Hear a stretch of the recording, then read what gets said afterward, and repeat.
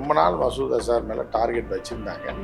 But இப்போ தாக்குதல் நடத்திருக்காங்க. இதில் மசூத் அசார் செத்தா சக்ஸஸ், ஆனால் செத்துட்டு தான் எந்த அறிவிப்பும் வரல. அப்படி இருக்கும்போது தலைமறைவு ஆகிவிட்டார்கள் என்றால் அவர்களே இன்னும் பல காலத்துக்கு பிடிக்கிறது கஷ்டம். இந்திய ராணுவம் அதை தெளிவாக சொல்லியிருக்கு. உங்களுடைய நிலைகள் மீது, ராணுவத்தின் மீது நாங்கள் தாக்குதல் நடத்தலை, உங்களுடைய மக்கள் மீது நாங்கள் தாக்குதல் நடத்தலை, தீவிரவாதிகளுக்கு பயிற்சி கொடுக்கக்கூடிய இடமா இருக்கு, இதை பற்றி நாங்கள் ஏற்கனவே சொல்லி நீ நடவடிக்கை எடுக்கல, தொடர்ந்து எங்கள் மீது தாக்குதல் தொடுக்கப்படுவதால் அவர்கள் மீது தாக்குதல் நடத்திருக்கோம். ஷாபாஸ் ஷரீஃப் வீட்டில் குண்டை போடணும் அப்படின்னா சொல்லுங்க போட்டுருவாங்க. நீ என்னை தாக்கி பாருன்னு ஒரு அறிக்கை கொடுக்க சொல்லுங்க. ஷாபாஸ் ஷரீஃபில் அவர் அப்பாவி பாவப்பட்ட ஜீவன். இவர் குடும்பத்திலே சோறு போட மாட்டாங்க. இவங்க பாஜக மாநில தலைவர் நயினா நாகேந்திரன் சொல்லியிருக்காரு, எனக்கு வாய்ப்பு கிடைத்தா நான் போய் போர்ல கலந்துட்டேன். ஏன் இப்போ பண்ண வேண்டியதானே? அமித்ஷாட்ட சொன்னா கொண்டு போய் விட போறாரு. அவர் என்ன ட்ரோன்ல கட்டி அப்படி பறக்க விட்டு ஆளுநர் கையை வச்சு கொண்டு போய் ஜெய்சி முகமது ஆஃபீஸில் கொண்டு தொப்புன்னு போடுறாங்க. எல்லாமே வட சொல்றாங்க. இது அரசியலாக்கி லாபம் பார்க்கணும்னு இருக்க வேணாம் கேனைன்னு நினைச்சிட்டு இருக்காங்க.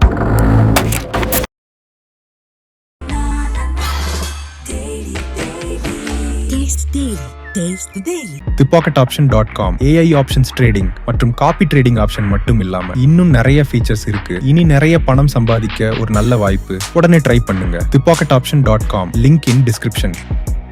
நாமக்கல்ல திருச்செங்கோடு மெயின் ரோட் எர்ணாபுரத்துல இருக்கிற ஸ்பைரோ பிரைம் பப்ளிக் ஸ்கூல்ல +2 போர்டு எக்ஸாம்ஸோட சேர்த்து நீட் அண்ட் ஜேஇ கோச்சிங்கும் கொடுத்துட்டு இருக்காங்க. கிங் டிவி நேயர்களுக்கு வணக்கம். நிகழ்ச்சியில் சிறப்பு விருந்தினராக ஃபர்ஸ்ட் லைன் ஆசிரியர் மூத்த பத்திரிகையாளர் உமாபதி கிருஷ்ணன் இணைந்திருக்கிறார்.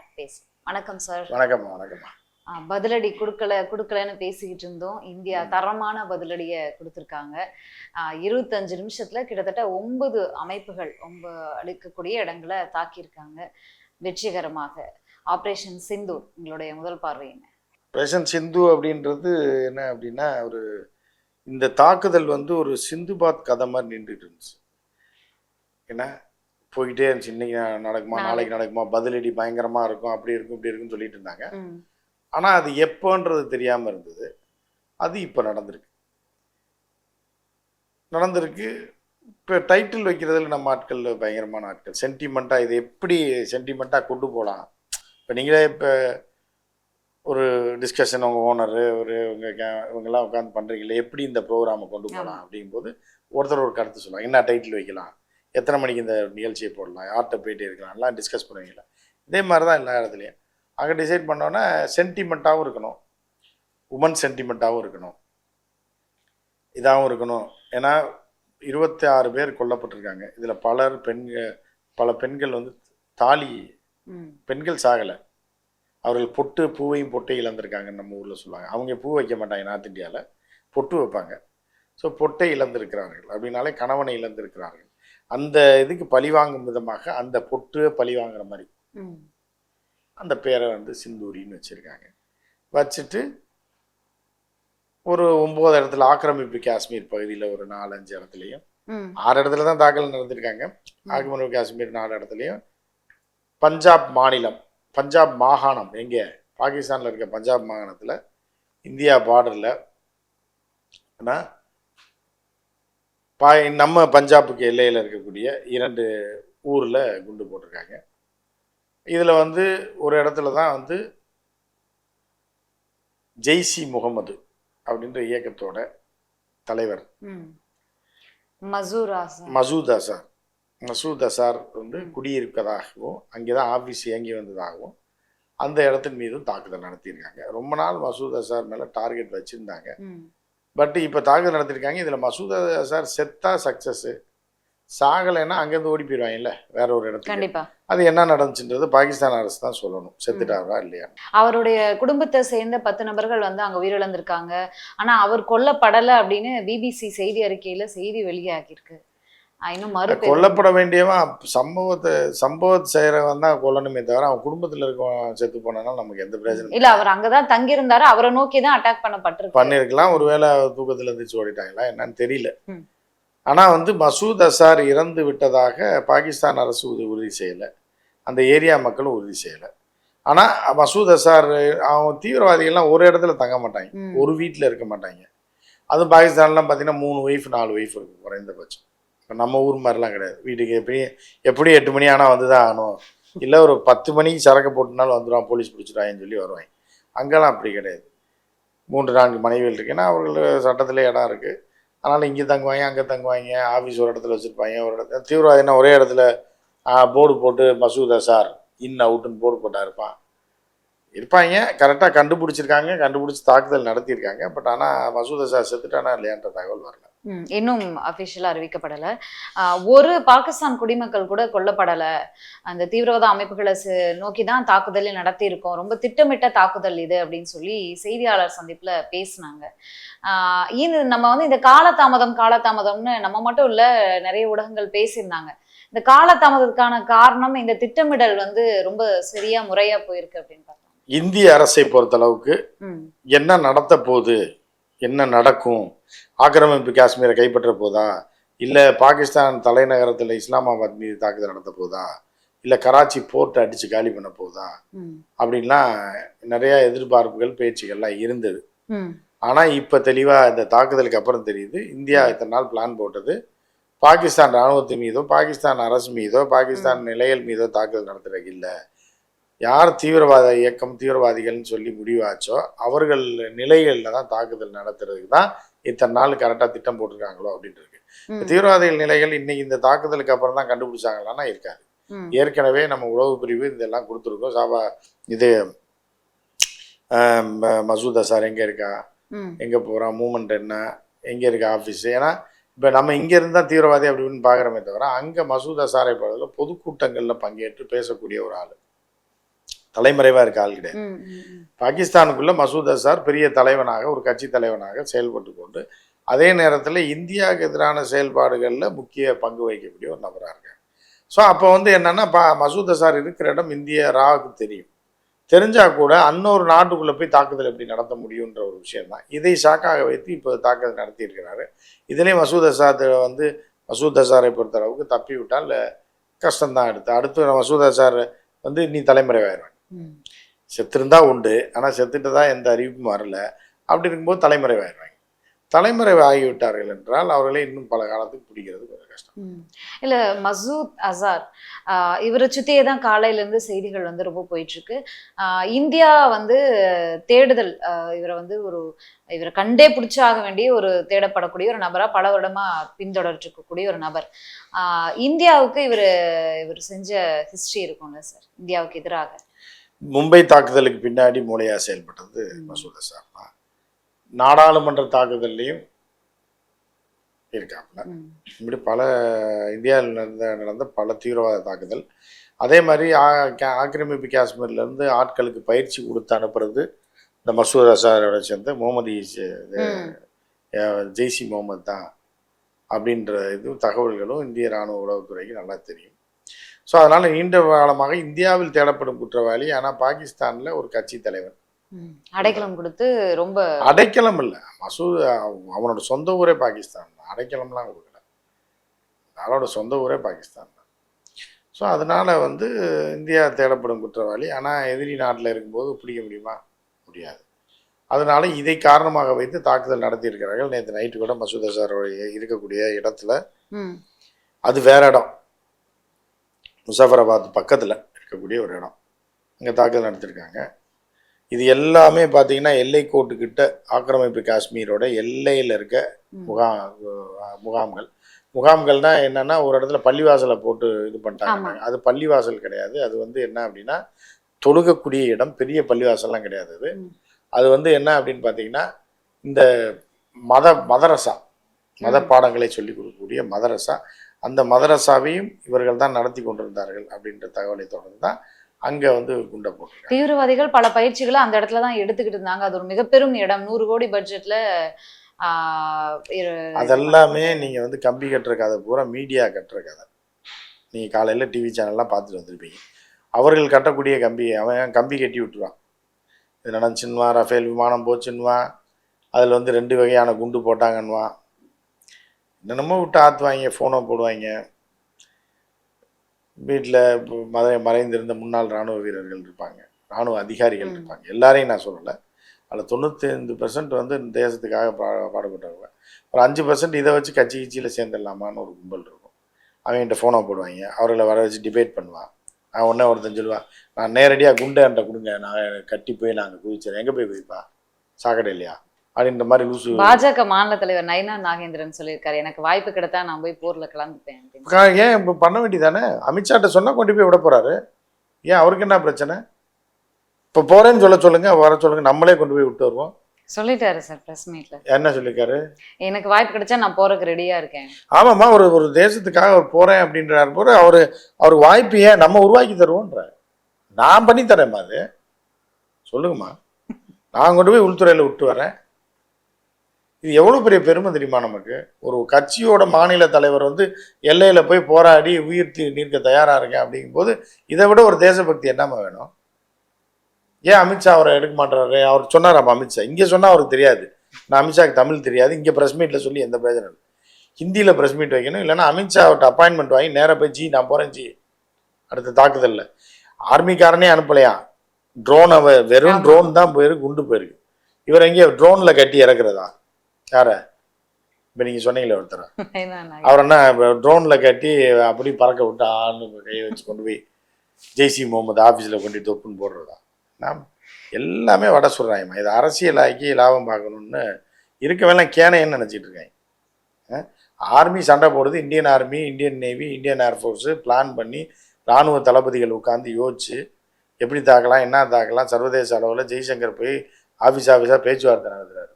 இப்படி பண்ண போகிறோம், அப்படி பண்ண போகிறோம். இந்த காமெடியன்கள் இங்கே உட்காந்துட்டு இவருக்கு வாய்ப்பு கிடைச்சா, எங்களுக்கு வாய்ப்பு கிடைச்சா போக மாட்டாங்க. இப்போ தேசபக்தின்ற வகையில் உங்களை இப்போ நீங்கள் போங்கம்மா உங்கள் கையில் ஒரு துப்பாக்கி கொடுத்து போனால் கூட ஒரு கட்டம் வந்தால் எல்லா மக்களும் இறங்கி தான் ஆகணும். இப்போ நீங்கள் சிங்கப்பூரில் எடுத்துட்டிங்கன்னா ஒவ்வொரு குடிமகனும் இராணுவ பயிற்சி எடுக்கணும். 10th முடித்த உடனே 1 year போய் இராணுவ பயிற்சி எடுத்துட்டு தான் நீங்கள் +1 போக முடியும். புரியுதா உங்களுக்கு? இல்லைன்னா சிட்டிசன்ஷிப் கேன்சல் ஆயிரும். நீங்கள் சிட்டிசனே இல்லைன்றான். அந்த நாட்டில் பிறந்த ஒவ்வொரு குடிமகனும் 10ஆம் கிளாஸ் முடித்த உடனே ஒரு வாலிபனாக இருப்பான் 14-15 வயசில், அவனுக்கு 1 year ஆர்ம்டு ட்ரைனிங் எல்லா சிட்டிசனுக்கும்.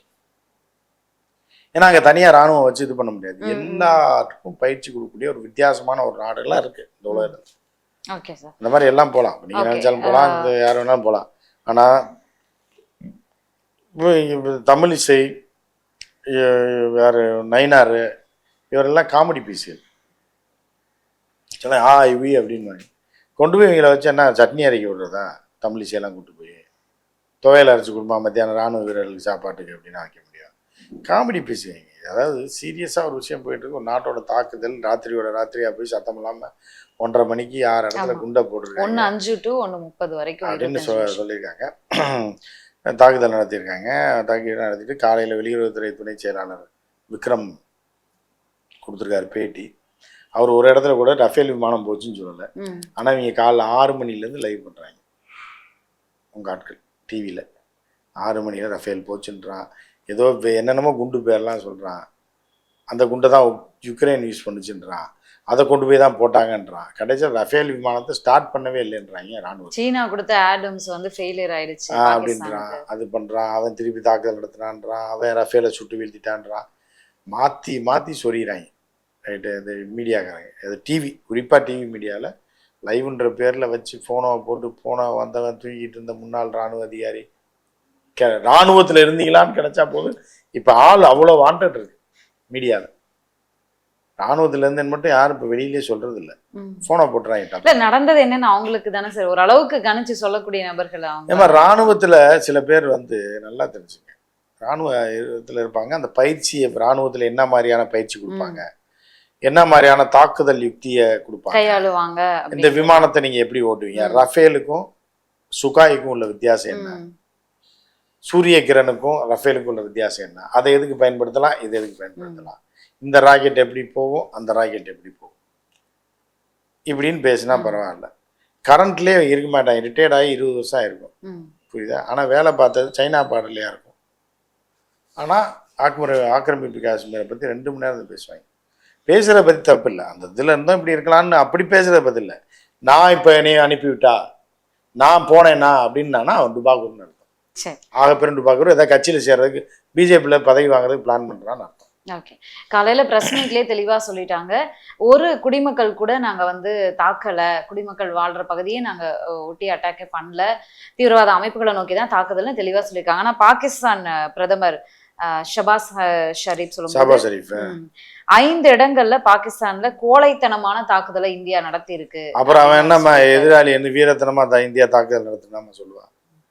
அவன் அப்படிதான் வலுவான பதிலடி கொடுப்போம், அதுக்கான உரிமை எங்களுக்கு இருக்கு. ஷாபாஸ் ஷரீஃப் வீட்டுல குண்டை போடணும் அப்படின்னா சொல்லுங்க போட்டுருவாங்க. நீ என்னை தாக்கி பாருன்னு ஒரு அறிக்கை கொடுக்க சொல்லுங்க ஷாபாஸ் ஷரீஃப். தீய நோக்கங்களை அவர் சொல்லியிருக்காரு, தீய நோக்கங்களை. அப்புறம் அவர் வாழணும்லம்மா, அவர் ஊர்ல அடிச்சு துரத்தி விட்டுருவாங்கல்லம்மா. ஷாபாஸ் ஷரீஃப் வந்து அப்புறம் இந்தியாவுக்கு ஆதரவாக பேசுவாப்புல இல்ல அப்ப பதிலடி எதிர்பார்க்கலாம்லாம். மீண்டும் மீண்டும் இந்த சும்மா பேசுறதுக்கெல்லாம் பதிலடி குடிச்சு ஒருத்தனை வாயில பேசுறான்றக்கா அடிச்சு மண்டையிலே உடைக்க முடியுமா? அவன் கையை நீட்டினானாதான் நம்ம அடிக்க முடியும். ஷாபாஸ் ஷரீஃப்லாம் ஒரு அப்பாவி பாவப்பட்ட ஜீவன்.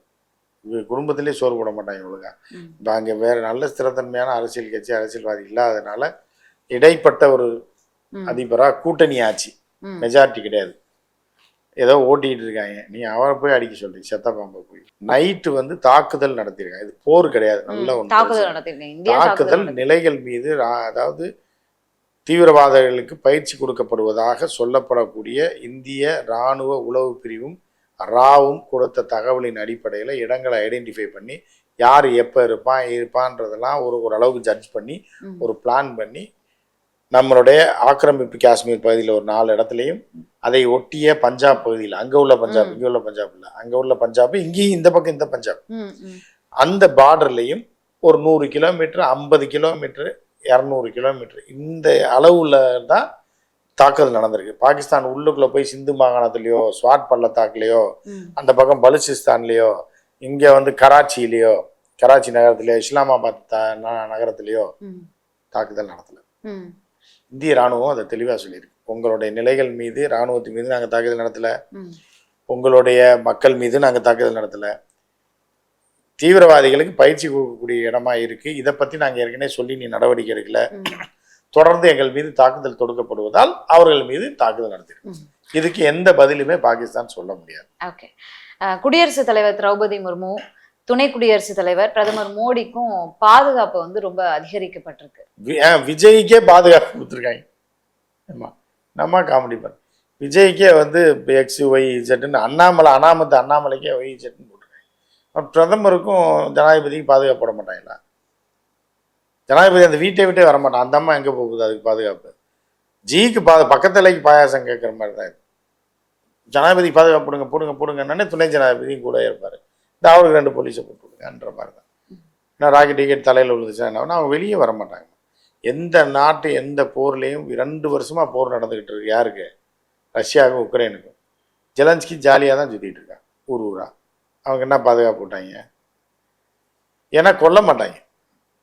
ஜெலன்ஸ்கியை கொண்டா ஆட்டம் முடிஞ்சு போயிடும். புரியுதா அவங்களுக்கு? மேட்ச் முடிஞ்சிடும். அதனால மேட்ச் விளாண்டுக்கிட்டே தான் இருப்பாங்க, தவிர கொல்லவே மாட்டாங்க, ஓட விரட்டிக்கிட்டே இருப்பாங்க. அந்த மாதிரி தான். அதே நேரத்தில் பாதுகாப்பு இப்போ இந்தியாவில் இப்போ மோடிக்கு என்ன இதுக்கு முன்னாடி பாதுகாப்பு இல்லாமல் இருந்தாரா? பாதுகாப்பே இல்லாமல் டீ கடையில் டீ சாப்பிட்டு ஏதோ அம்பாசிடர் கார்லையா சுற்றிட்டு இருந்தார். ஏற்கனவே பாதுகாப்பில் தானே இருக்காரு. அப்புறம் என்ன? ட்ரம்ப் அவர்கள் கிட்ட இதை பத்தி கேட்கும்போது அவர் சொல்லியிருக்காரு அமைதி திரும்பணும் அப்படிங்கிற மாதிரி அவர் சொல்லியிருக்காரு. அப்புறம் அடிச்சிருச்சான்னு சொல்லுவாரு, அமைதி திரும்பணும் தான் சொல்லுவாங்க. யாருமே அப்படிதான் வெளியில சொல்றது, அப்படிதான் சொல்லுவாங்க. காஷ்மீர்ல அட்டாக் நடந்தப்போ ஒரு கடுமையான கண்டனங்களை பதிவு பண்ணியிருந்தாரு. இந்தியாவோட நிக்கிறோம் அப்படின்னு சொல்லியிருந்தாரு. கடுமையான, நீங்க எதையாவது ஒன்று டிவியில போடுறான்னு சொல்லாதீங்க. அதாவது கடுமையான கண்டனம்லாம் ட்ரம்ப் கொடுக்கல. ட்ரம்ப் என்ன சொல்லியிருக்காருன்னா, நல்லா ஒரு லைன் பை லைனா பார்க்கணும். இந்த தாக்குதலுக்கு யார் காரணமோ, ஆமா, பாகிஸ்தான்காரன்னு சொல்லிக்க மாட்டாரு, தீவிரவாதின்னு சொல்லிக்க மாட்டாரு, ஜெய்ஷி முகமதுன்னு சொல்லிக்க மாட்டாரு, ஏன்னா இந்தியாவில் சேர்ந்தவனு சொல்லி எதுவுமே. இந்த தாக்குதல் கொடூரமானது. அதுல யாரு ஈடுபட்டிருந்தாலும் அவர்களுக்கு கடுமையான தண்டனையை கொடுக்க வேண்டும், அவர்களை பிடித்து. அதற்கு அமெரிக்கா துணை நிற்கும். புரிஞ்சாப்ப அர்த்தம் புரியுதா? அப்படின்னு புரியுது சார். அதுதான் சொல்லி காட்டுறோம். உலக நாடுகள் வந்து சப்போர்ட்டா இருக்கு இந்தியாவுக்கு. அதெல்லாம் யாரும் சப்போர்ட்டு எதிர்ப்பெல்லாம் எவனும் சப்போர்ட்டும் பண்ண மாட்டான், எதுக்கவும் மாட்டான்.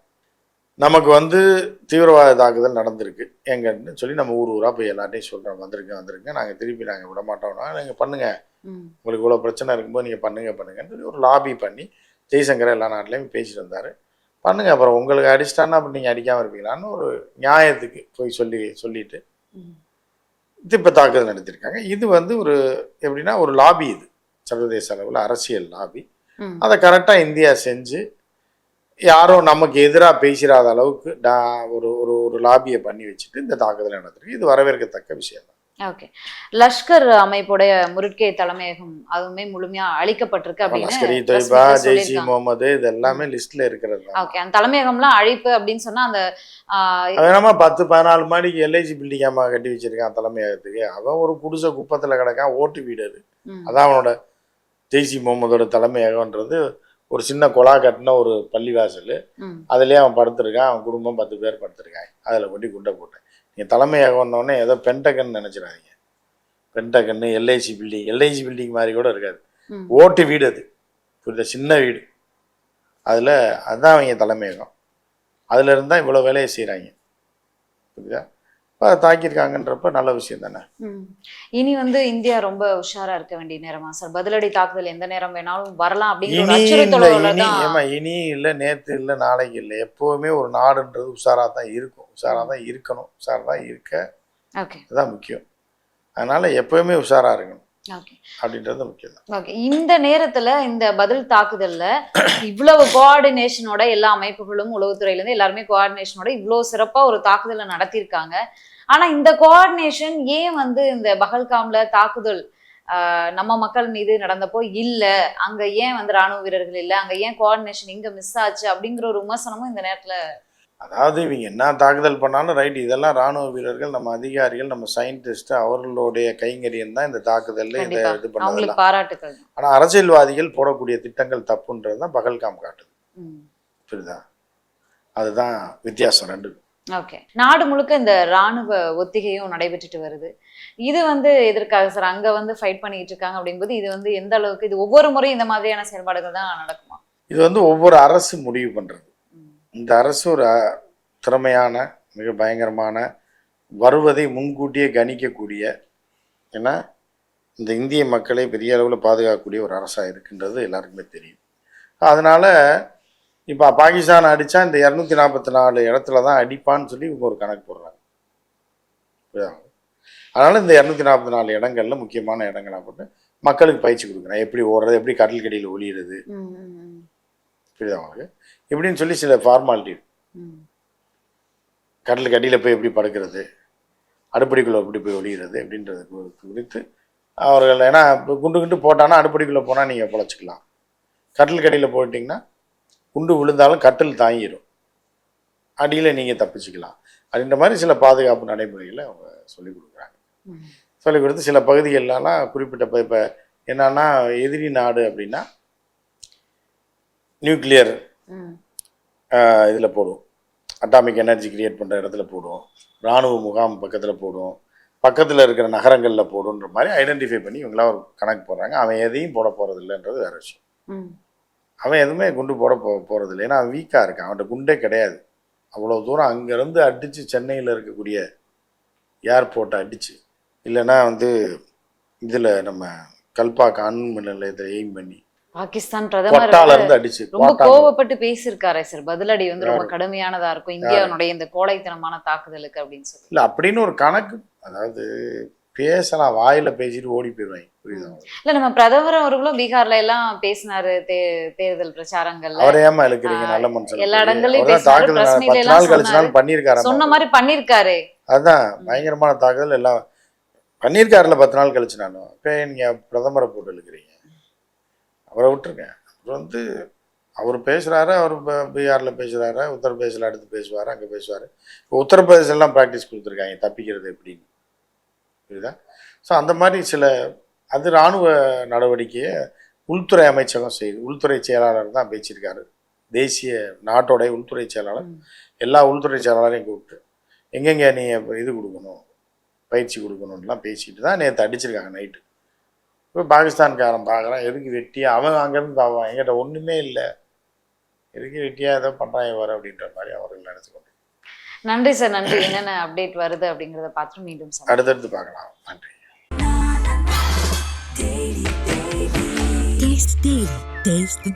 ThePocketOption.com AI ஆப்ஷன்ஸ் ட்ரேடிங் மற்றும் காப்பி ட்ரேடிங் ஆப்ஷன் மட்டும் இல்லாம இன்னும் நிறைய ஃபீச்சர்ஸ் இருக்கு. இனி நிறைய பணம் சம்பாதிக்க ஒரு நல்ல வாய்ப்பு. உடனே ட்ரை பண்ணுங்க. ThePocketOption.com link in description. நாமக்கல்ல திருச்செங்கோடு மெயின் ரோட் எர்ணாபுரத்துல இருக்கிற ஸ்பைரோ பிரைம் பப்ளிக் ஸ்கூல்ல +2 போர்டு எக்ஸாம்ஸோட சேர்த்து நீட் அண்ட் JEE கோச்சிங்கும் கொடுத்துட்டு இருக்காங்க.